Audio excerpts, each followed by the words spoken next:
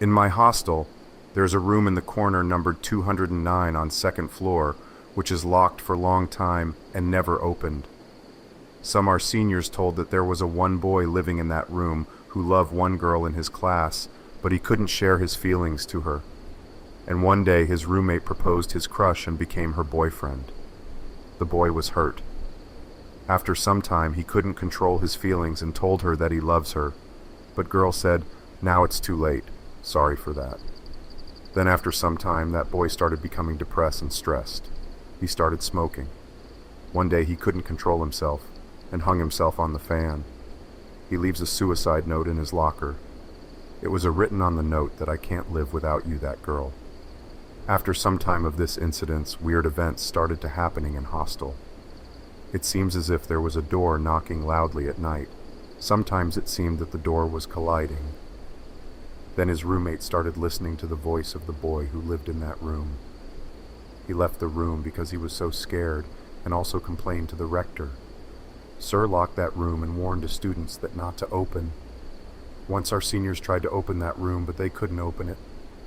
Even today, all people say that there is still the sound of banging door from the room. That room is still locked.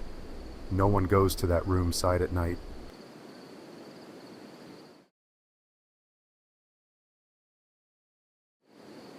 It happened in an apartment rented through Airbnb in the heart of Istanbul, in a small, cozy alley near Independence Street and Taksim Square.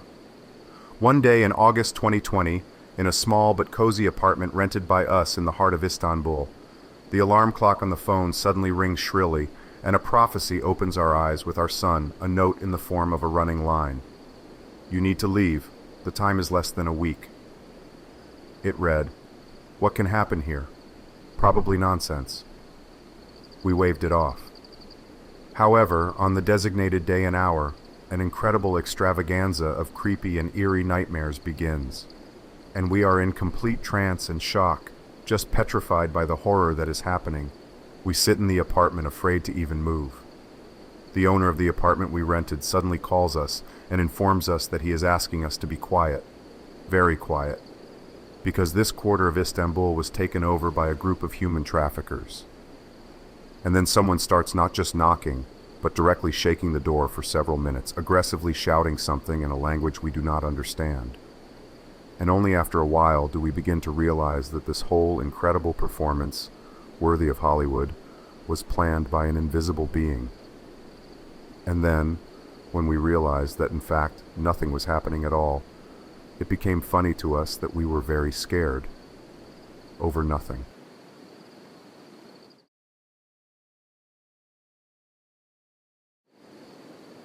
One night, sometime after midnight, my friend felt something hitting the back of his neck when he was studying at his desk. So he turned to look over his shoulder but saw nothing. He went back to his book but felt the hitting again.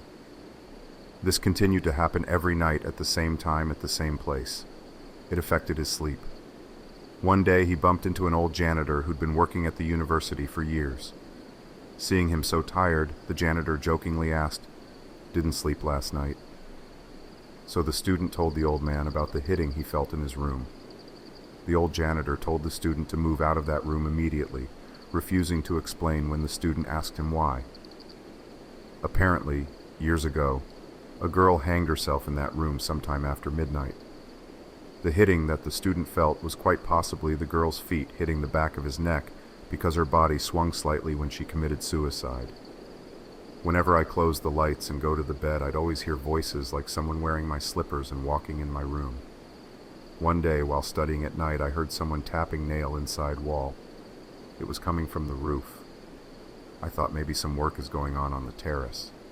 The loudness of sound was continuously increasing, and I got disturbed and went to the rooftop to request them to please reduce the noises they are making.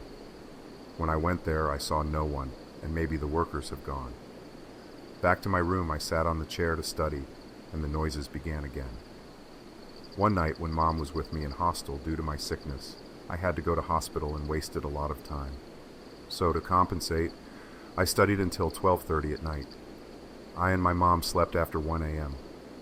After 15 minutes of our going to bed, we heard horrible shrieks from outside as if someone crying in pain. It was like someone is tortured or badly injured.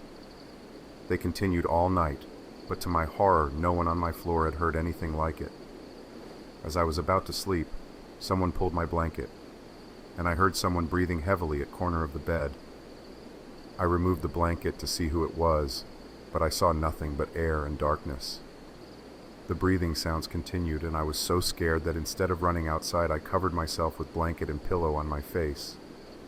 After a few seconds, I was covered with sweat, and I could hear my heartbeats. The voices were gone now, and I somehow slept. Back when I was studying in Banting, there was a bathroom on the 3rd floor which we think is haunted because on some nights the water would be boiling hot. It should be impossible because there are no heaters in our showers, so the water is supposed to be cold, or at least room temperature. So whenever the water turns hot, girls would run out in their towels, screaming. We heard that apparently before they built the college, it was a factory that dealt with manufacturing chemicals. There were rumors that many employees died because of some chemicals, including getting burned. My friends and I went on a trip to the coast for 4 nights. The 11 of us shared a room in a hostel of sorts. My bed, a bunk bed, was pushed up right against the wall, so there was no way anything could get down there, as I couldn't even fit my hand through the gap. Keep that in mind. On the first day, I awoke in the middle of the night. I turned to the wall and saw a woman hanging down my bed, in a white nightdress with long dark hair, covered in blood. I screamed and grabbed a torch to look closer, but nothing was there. My friends all woke up and asked who screamed, but I was too scared to reply. I thought maybe my friends were pranking me, but how could anything fit down the side of my bed? My school gives us all laptops for the school year. I had never used the camera on it, but one night my friends and I were goofing around and decided to make videos on it. A week later, we went back through the camera roll to see what we shot. There were pictures of me sleeping. My laptop had been locked in my cupboard every night since we made videos. I used to live in a hostel room 307 that was supposedly haunted by a student who committed suicide back in the day. We had a security guard quit on day 1 after he allegedly saw her. My first month in the hostel, I heard noises outside my room, so I used the peephole to look outside. I saw a girl in a red dress and red heels with classic good looks walk on the corridor at 3 in the night. She didn't notice me and just kept strolling.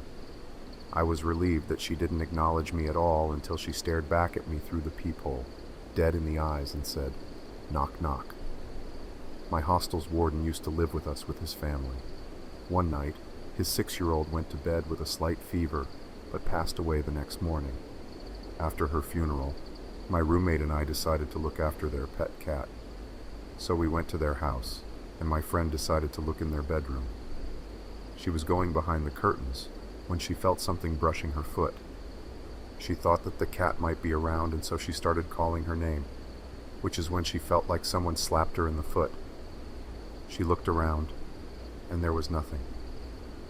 After half an hour of searching, we gave up and locked the room. When we told the warden about what happened, he went pale and sunk down to his knees, crying. He told us that he used to play hide and seek with his daughter, and she used to hide behind the curtains. Whenever he was close to her, she would grab his ankles, slap and pinch them. I was new to the boarding school, and I was also new to the concept of common toilets. One night I woke up with the urgent need to pee. Still half asleep, I rushed to the toilet, only to see my grandmom sitting on the toilet without locking the door. I immediately apologized and closed the door. I leaned against the opposite wall holding my pee, only to realize that I wasn't at home, and my granny had passed away 6 months ago. Went inside a loo, and my friend was waiting outside the door for me. Suddenly the light went off and it became pitch dark. My friend said she would wait for outside at the loo entrance. Just when I was figuring my way out, I bumped into someone and held her arm. "Hello, who is this? I can't see you," I asked the dark figure whose face I could not see, but got no response. I tried again. "Have you also bunked class?" I kept asking, but my voice was the only one that I could hear. Why was she not replying to my repeated questions? I could hear her breathe, so I was sure somebody was there. I shook her arm vigorously, trying to get her to answer. It shook like there was no body attached to it. A chill ran down my spine, and I sprinted my way out howling, still trying to figure out what had just happened. There was nothing that could possibly be suspended right in the middle of the washroom. It was an arm. My friend waiting outside said she was standing there the whole time and that nobody had gone inside. Meanwhile, the lights came back. Still scared, I went inside with my friend, but there was no one inside. Not a single soul.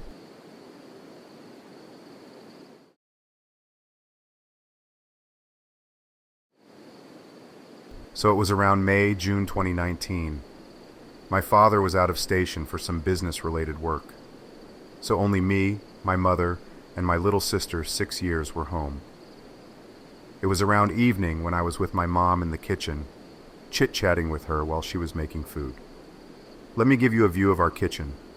It was something like this, with the kitchen on the left side and the bathroom on the other. So if you stand in the kitchen, you can see if anyone goes to the washroom.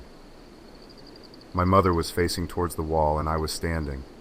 I have heard some ghost stories about the hostels in Kota. Are those real and should I fear them? I don't know if people will believe it or not, but I want to share this story. I was in Kota during my G preparation. I was staying in Rajiv Gandhi Nagar in PG. I have already heard about the ghosts in Kota from some of my seniors medical, and one of my friends told me that many students commit suicide every year, and it is believed that their souls still wandering around the every corners of Kota in search of salvation, but I never believed in such stupid things. It was a Saturday night. I was awake until late in the night, 3:30 a.m., doing my pending homework. There was complete darkness outside, and what are the most effective natural hair products to stop baldness, eliminate dandruff, and promote thicker, healthier hair growth? I've struggled with hair loss and baldness for a long time, so I completely understand how frustrating it can be. My job requires a lot of travel, often to places with hard water, which made my hair loss even worse. On top of that, baldness runs in my family, so genetics played a role too. Like many others, I first tried minoxidil and oral finasteride, hoping they would help. Unfortunately, I experienced side effects like increased hair shedding, scalp irritation, and regressive hair loss, so I had to stop using them. I then switched to other serums containing Redensyl, rosemary, and advanced Ha. There are many, both in college and hostel. The most disturbing thing was the temporary companionship. This is the first time I am sharing these things. Nobody knows this. It may sound silly or funny, but it disturbed me a lot. In both college and hostel, I didn't mingle with others much because of the fear I had after some incidents, so wherever I go, I never looked for any company. I went to mess hall alone, canteen, alone, lab, alone, library, alone. These things didn't bother me. Sometimes many, including juniors, asked me why I was roaming alone.